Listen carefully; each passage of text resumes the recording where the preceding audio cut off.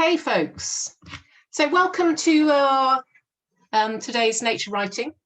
The title of this one is Feeling It, and I'm delighted to have with me today Billy Ballard. Billy's a fantastic writer. She's a mate of mine, and I'm really delighted that she's here today. I'm not going to talk for Billy because she talks much better about herself than I do. So I'm just going to ask Billy to say a little bit about who she is and her interests, etc. So over to you, Billy. Hello, everyone. I am Billy, and I am on the same sort of path as Amanda, writing-wise, I suppose, although mine's focusing a little bit more on mental health and social issues and their connection to nature writing. Can you please mute as you come on? That would be brilliant. Oh, so I'm not on mute. I've been writing properly for a few years, and this is my first proper writing gig, and I'm very excited to be here. I have a website, a blog actually, which is Congrats, It's a Black Sheep, title based on the notion that I'm a bit of a black sheep in terms of mental wellness and other stuff. But yeah, that's mostly what I do. You know, I'm a non-binary queer mental health writer, and I write a lot from my emotion, hence the name of the workshop. And yeah, I also have Tourette's syndrome, so if you see me twitching away in my camera, that is my explanation. Brilliant. Thanks, Billy. Right, so what are we going to do today? First of all, work out how to change the slides. So the plan for today's workshop, which is going to be an hour and a half in total, we're going to have 3 short writing exercises, which will be between sort of 5 and 10 minutes. Then there'll be, and we'll also intersperse with sharing some nature writing with you. We're then going to have a 5 to 10 minute break at about 6:20. And then when we're back from the break, we're going to have a final sort of slightly longer writing exercise. And don't worry, we're going to talk you through all of this. There's going to be no obligation to share your work with other people if you don't want to. So I think the thing to do is to relax and enjoy it, and don't let it stress you out at all. So as Billy said, this is very much the kind of topic of this workshop, and the theme is about getting in touch with your emotions when you're writing about nature. So we'll keep returning to different ideas about that. And then right at the very end, we'll have a sum up, and I'll talk about some next steps for those of you who are interested. And that should mean we finish at 7. And as I said, we're planning to record it. So if you have just joined us and you didn't hear me explaining we're going to record it, and you don't want to appear, please do turn off your video. Okay, so what do I mean by nature writing? Well, there's loads of definitions of nature writing, but one way of explaining how wide it can be, it can be creative non-fiction or fiction. It could be prose or poetry, writing about the natural world, and it's often has something to do with the writer's place in it, which can be anything from very short to book-length writing. Obviously, we're not going to be doing book-length writing today. So with no further ado, let's move on to the first writing exercise. So as I've said, we're going to think very much about state of mind and feelings and emotions in this writing workshop. And some pieces of compelling nature writing are as much about the writer's state of mind as they are about the nature that they're enjoying. And so with that in mind, just to get you a little bit warmed up with something quite easy. So what I'm going to ask you to do is to have a think about what makes you comfortable and uncomfortable in nature. And so I'm going to ask you to have a go finishing both of those sentences. So I'm most comfortable in nature when, and it could be absolutely anything. It could be something about nature, or actually not something about nature at all. I'm least comfortable in nature when. So if you could answer both of those questions or finish both of those sentences, and you have about 5 minutes to do that. So I'm going to mute, and leave you warming up.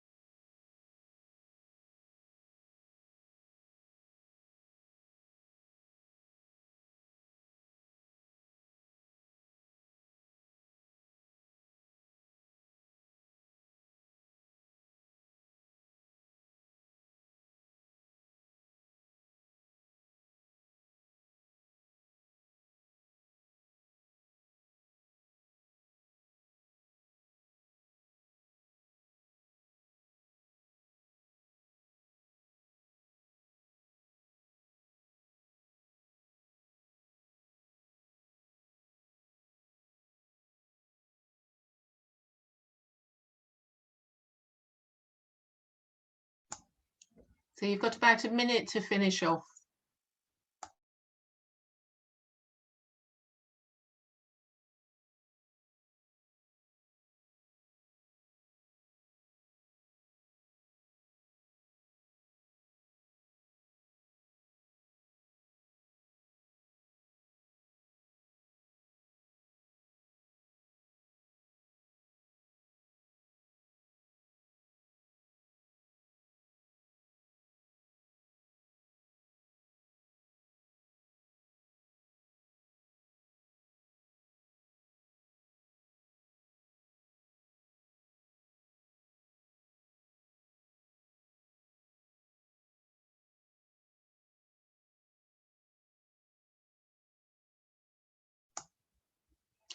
Okay, so hopefully that's putting pen to paper makes it a little bit easier to get started.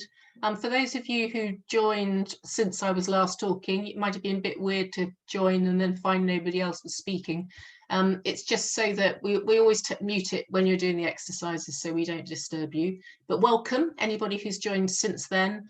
I'm going to hand you over to Billy, who's going to explain what thumbnail nature is and share some fabulous examples with you. Hello, I am here to explain to you what thumbnail nature is. As per our slide, it is an ultra short piece of nature writing of around 40 to 50 words, or for Twitter users, tweet length 280 characters. And I suppose there are a number of reasons to do thumbnail nature writing, but my favorite is just the idea of condensing something which is so massive into one small moment and experience. So we've got a few examples here that I'm going to read to you guys, and we're just going to speak a little bit about different elements of the writing, what works, what maybe doesn't work, and just do a little bit of close reading almost. So this first one is from E. Rhodes, to try and enunciate and not speak really fast. Okay. The yolk is smeared on the ground like the morning sun, a bright yellow stark against hostile grey. A four-wheeler track runs over the nest. This is the third time this curdle cry pair has tried. They're gone now. Gone. This is the nature of light, making visible how we fail. So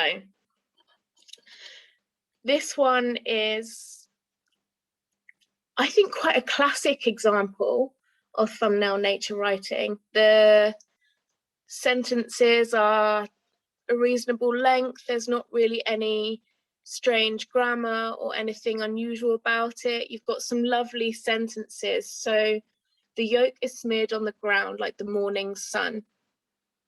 That could have easily been elaborated, lots of adjectives thrown in, but you know, we've just got this wonderful imagery, and already we're thinking, the yolk, what? You know, out of context, we don't know what this piece is about, and you know, we're getting some hints already. A bright yellow stark against hostile grey. A four-wheeler track runs over the nest. This writer is using lots of short, compact sentences to really sort of build the emotions of what's going on here. Obviously, it's speaking about the curdle cry pair, which have been trying to breed, and now their nest has gone. And we know that birding in the UK has seen ups and downs. So we don't know fully whether the tone of this piece is emotive in a good way or a bad way, but the short, impactful sentences give us a hint. This is a full story wrapped up into 50 words, and the way they've done it is lovely. The next one is, it doesn't meet its 40 to 50 words limit. This is a one by Simon Barnes. Morning ride, enough small tortoise shells to make a flying Galapagos giant.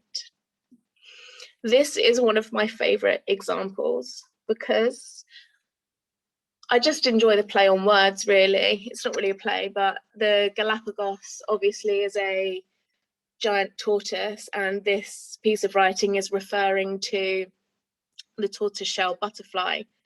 So in this tiny piece, you really have some stark imagery, and it really conjures up this idea of these butterflies taking off and soaring, and there's enough of them to make a giant Galapagos tortoise, or maybe even the Galapagos Islands, you know, because there's two things it could be referring to here. This piece is, let's count, 1, 2, 3, 4, 5, 6, 7, 8, 9, 10, 11 words. And 11 words was all this writer needed to tell you exactly what it is they were witnessing. Now, I know the temptation all too well to turn this into a big, emotive, poetic piece about the butterflies soaring off into the sky and taking their morning flight and heading off to all the flowers to sunbathe and sip nectar.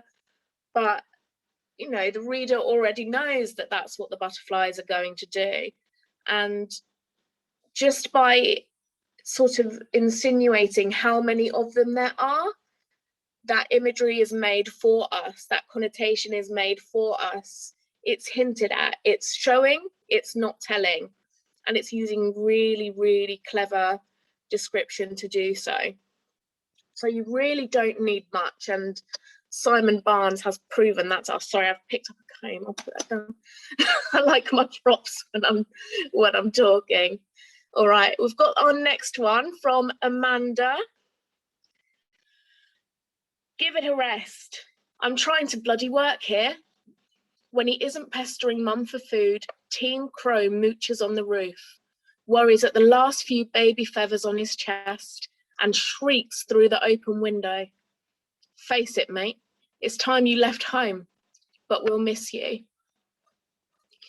Again, this is a perfect example on how you can just put something from a much larger story into a short piece.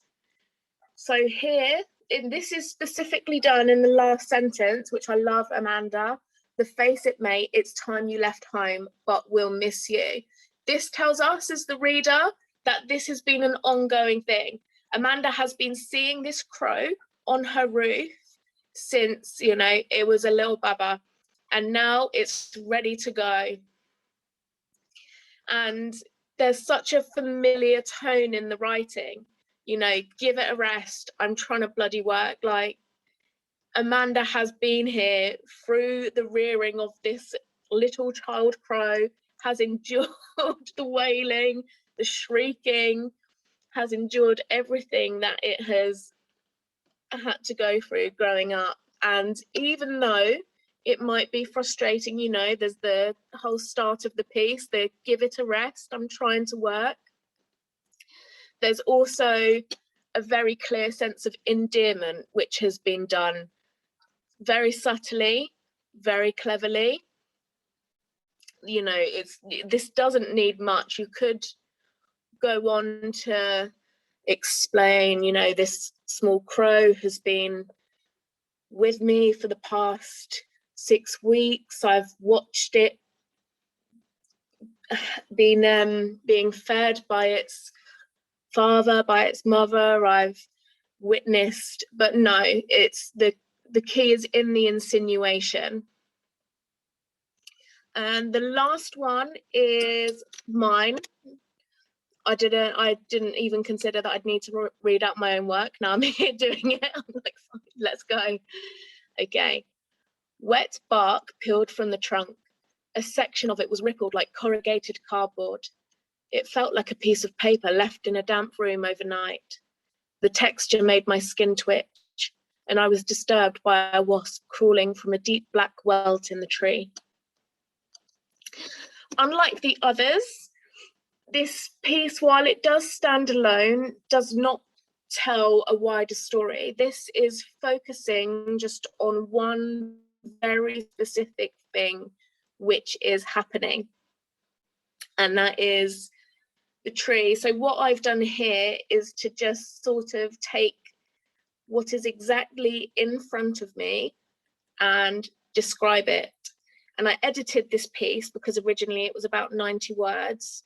So I edited it right down, and it was difficult, but this is the point with thumbnail, is once I started to edit this piece and, you know, take out words, you kind of see where you might be over explaining things to the reader, and you sort of see where there's an adjective there I didn't need to use. Like, it looks good and it sounds good, but did I really need it? You know, if you say something's beautiful, why is it beautiful? If you say something is awe-striking, why are you awestruck? If you say something is magnificent, you have to explain why. And that really, once you think of that, it will help you sort of hone in on your ability to write a thumbnail piece. And that really is the tone of all of these pieces here. Everything unnecessary has been taken out, and instead what the writers have done is used their artistic ability and just sort of used their creativity to come up with different ways to tell the story. I think we should get them doing some more And that writing is now. especially clear. What do you think, Billy? Yeah, So let's do it. You can tell that I'm rambling now. I know Billy so well. So do you want to talk them through the Amanda exercise? knows me. Okay, so we've got, yeah, let's do our second writing exercise. Okay, this was of the pre-workshop active words which describe those feelings. Super simple, but also I understand not for everybody. You just want to really, instead of focusing on what your surroundings were, you just want to write about what you were feeling at the time. Get that put into words and connect with it. If by any chance you were not able to do the pre-workshop activity, what I would suggest you do is either, if you have a picture to hand that you can use as a starting point, that's fine, or use the picture that's on the slide of the musicians and work from there. Okay, I shall mute too. So we've got 10 minutes, so you'll have until about just sort of 4 minutes past 6, and we'll stop you there.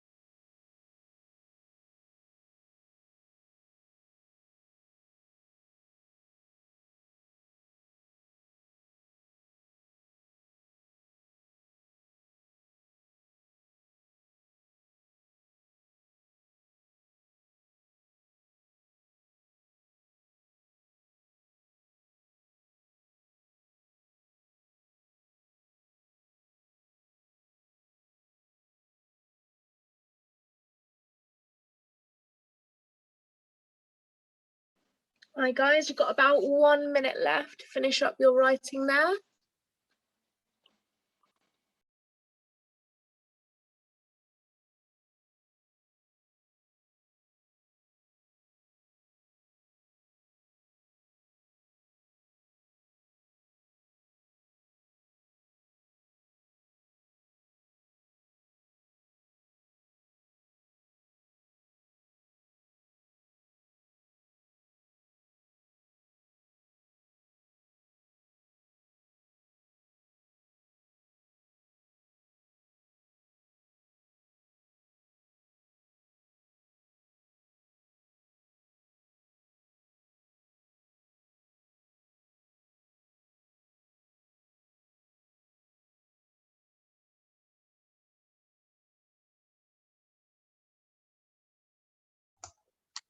Okay, everybody.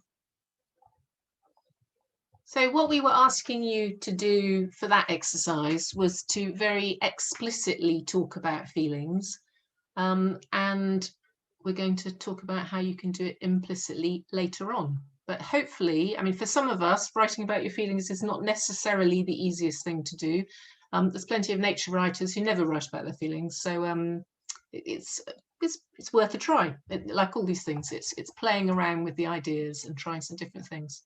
So just to give you a little bit of a breather before we do the next exercise, I was going to share a bit from Isabel Hardman's book, which is this, The Natural Health Service, with you, because it makes some very interesting points about writing about feelings and the impact of nature on, in her case, her mental health issues. So I'm actually going to read it out of the book because it's a little bit easier to do. So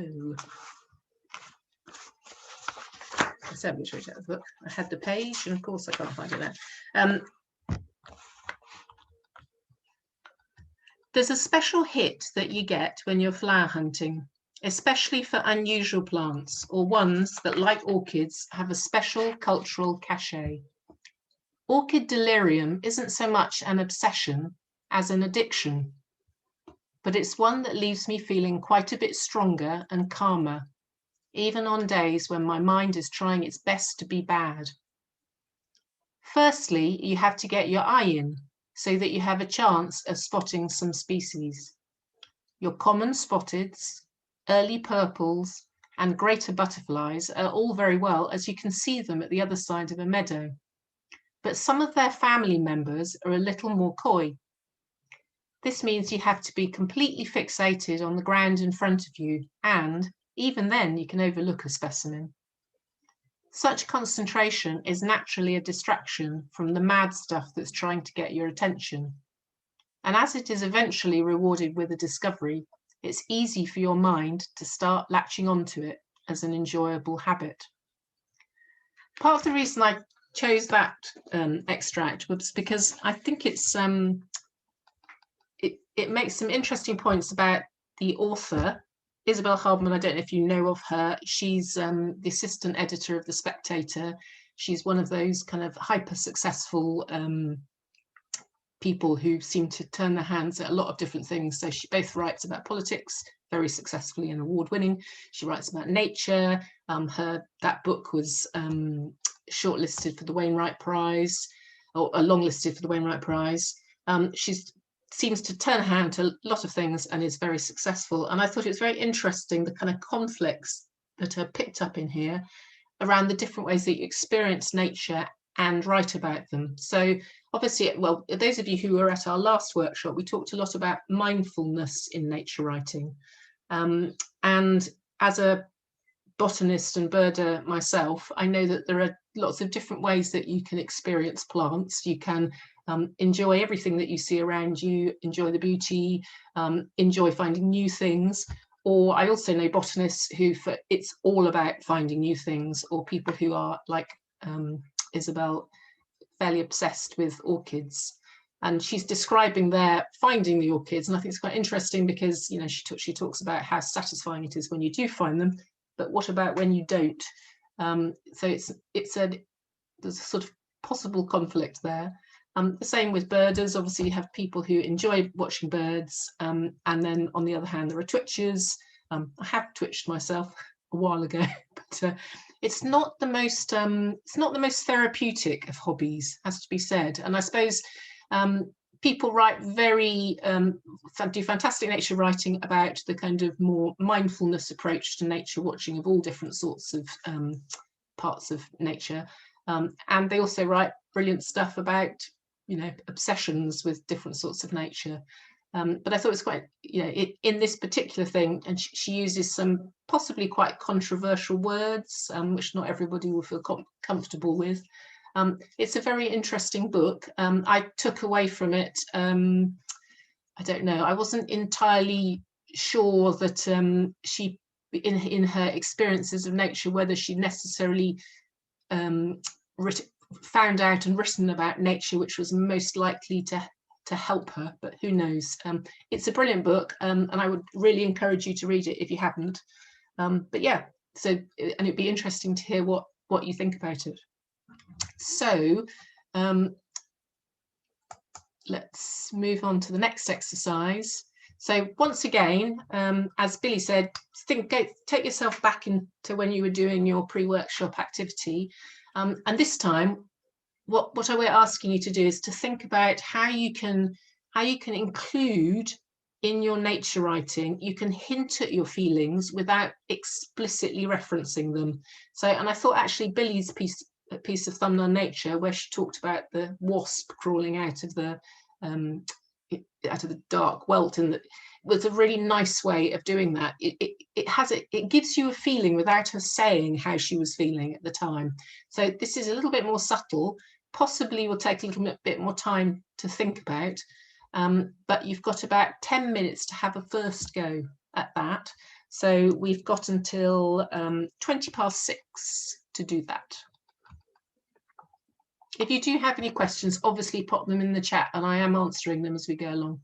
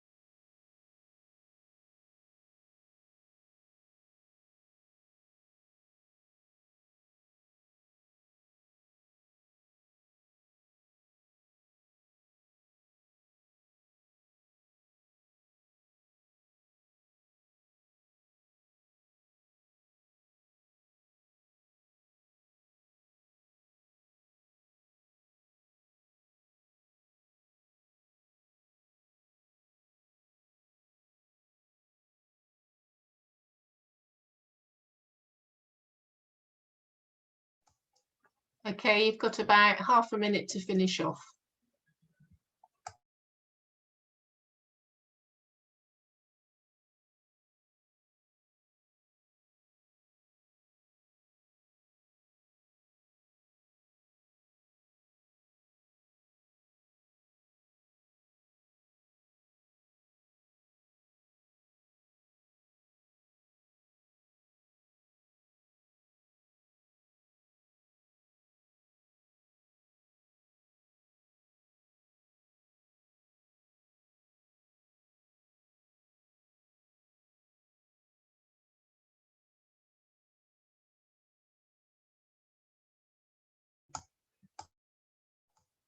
Okay, so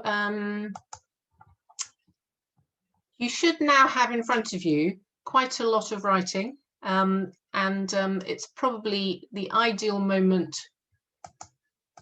to step away from it, and definitely step away from your screen if you can bear to. Before you do that, if there was anything that you've written so far in this workshop that you would like to share on the chat, then please do.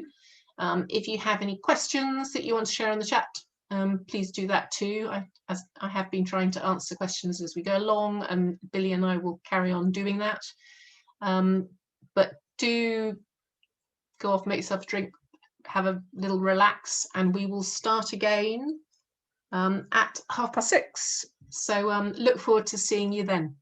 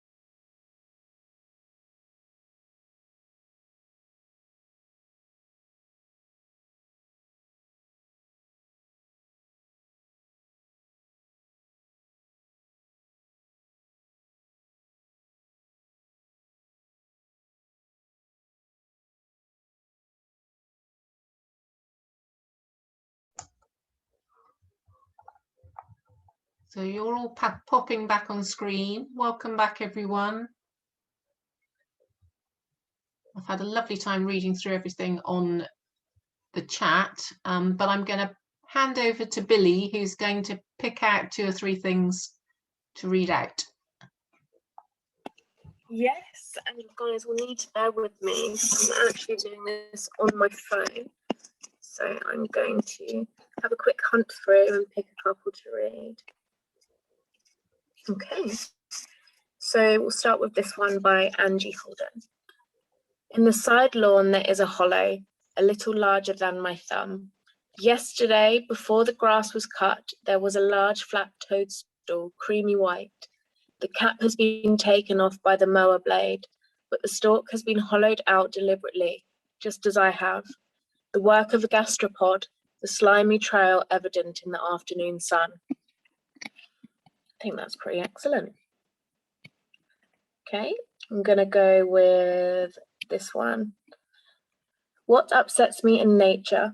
Concrete towers and glass houses, the landscape tamed and clipped back, mown, clipped back and dug up in a straight jacket.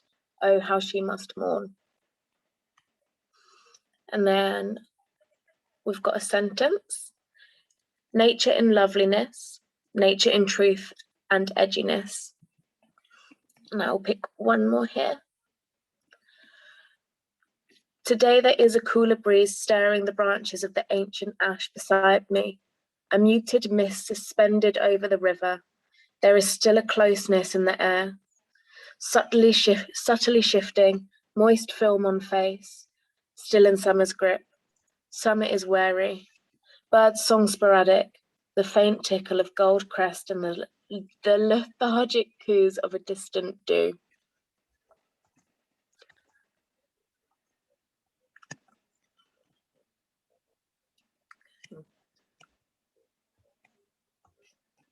Time for a couple more. I'm going to push my luck and read out one more anyway. These are all great. The woodpeckers flash red knowingly, drum roll of early spring, the old kid on the block exploding onto the scene. But what a kid, a wildly frenetic cocky lime green, not just sap rising, but a cork popping, zingy, punkish youth. I couldn't not read that one out in my defense, Amanda. I couldn't. Okay, so I hope you're all feeling refreshed after your break, because we're going to go straight back into some more writing, and this is our final exercise. This is the piece of thumbnail nature writing. Now, don't be intimidated. Draw on everything that you've sort of gained from today, all the stuff you've already written. You can either do something new, you can either expand on that. This one doesn't need to be from your pre-workshop exercises. This one can be from any natural experience that you have had recently or something in the past which just stands out to you. We want no more than 50 words. That's the aim here. You're going to write it, you're going to read it aloud to yourself, then you're going to edit it and polish it. Keep in mind those pieces we read earlier, and you're going to read it aloud again. Just a bit of repetition to keep it going. You've got about 20 minutes for this one. Amanda, do you have anything to add? No, I don't think so, other than to emphasize, as Billy said, please do base it on an actual experience. Most nature writing is much better for being really based on, not from your imagination, but on things that you experience. Yes, edit, polish it, make every word of those 50 words count. And so we will let you know when there's a minute to go, about 5 to 7. Brilliant. Thank you. And enjoy. Absolutely.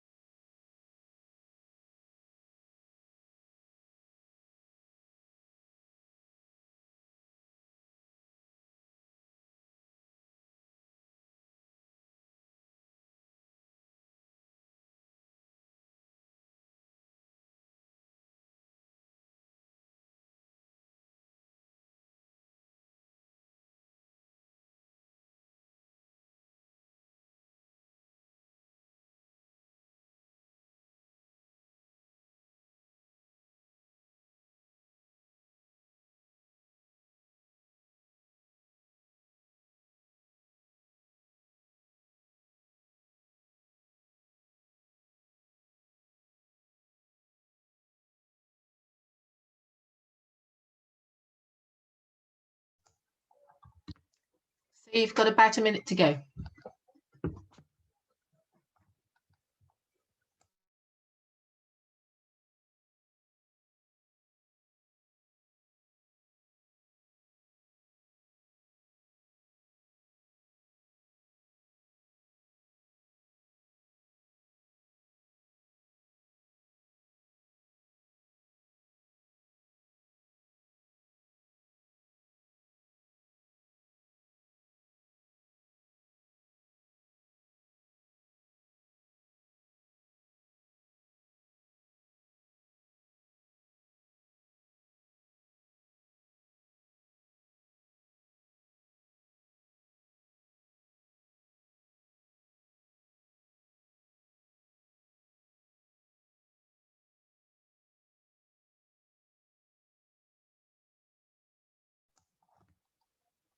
Okay, deep breath. So we're going to stop there, but before we completely sign off, oh, I hate it when it does this. I always forget that it's decided to animate the last slide. But anyway, just to have a bit of a recap of the kinds of things we've been saying to you. These are some sort of summary tips for writing compellingly about nature.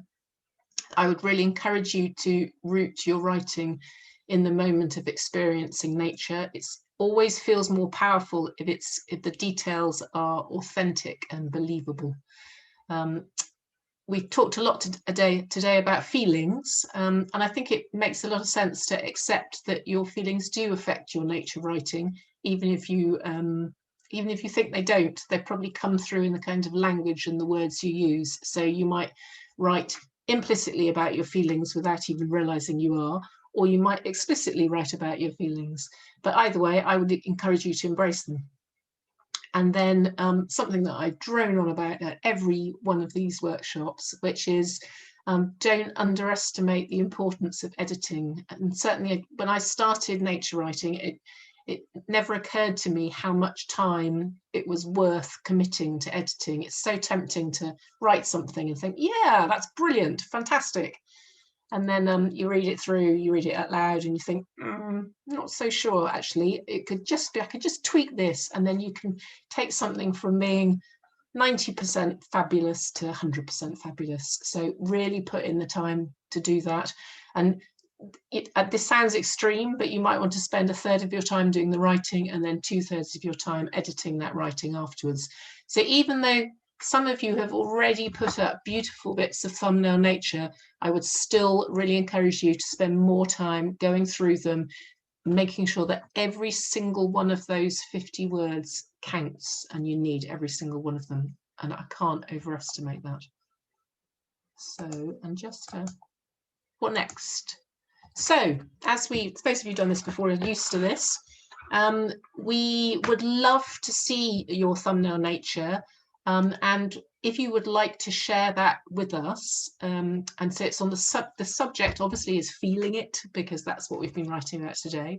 So it could be the thing you've written this workshop, it could be something else entirely, maximum 50 words, and if you want a title, the title has to be included within the 50 words. And the rationale for that is if you were using Twitter and you were going to tweet it, a title is still going to have to be taken into account. So it will need to be part of the characters or words.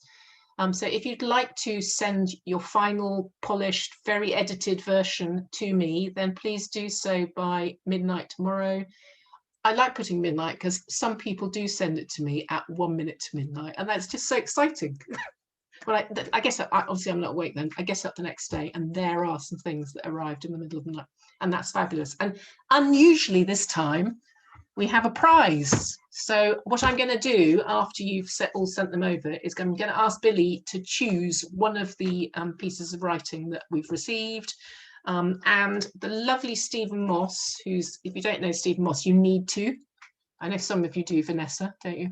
But lovely Stephen Moss has donated a copy of his book, A Sky Full of Starlings, which is wonderful, and it's just the most, inspiring piece of nature writing, and it's a signed copy And I said to him, could we have something for this workshop? And yes, he handed that over. So that was wonderful. So now I've gotten tapped up. I might try and do that another time as well.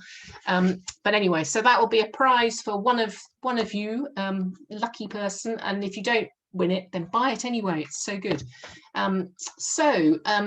Somebody on the chat earlier asked whether this was one of a series. Yes, it is. This is number 3. They all stand alone, so it doesn't matter if you didn't do the first 2. And there are due to be another 3 before next March, because I was very lucky to get some Arts Council funding to put these on. So there'll be another 3. I'll have more fabulous co-hosts, all different sorts of people with different sorts of interests joining me for those, and it would be lovely, absolutely lovely to see some of you again. Some of you I know have done all of these, and it's great to see some familiar faces.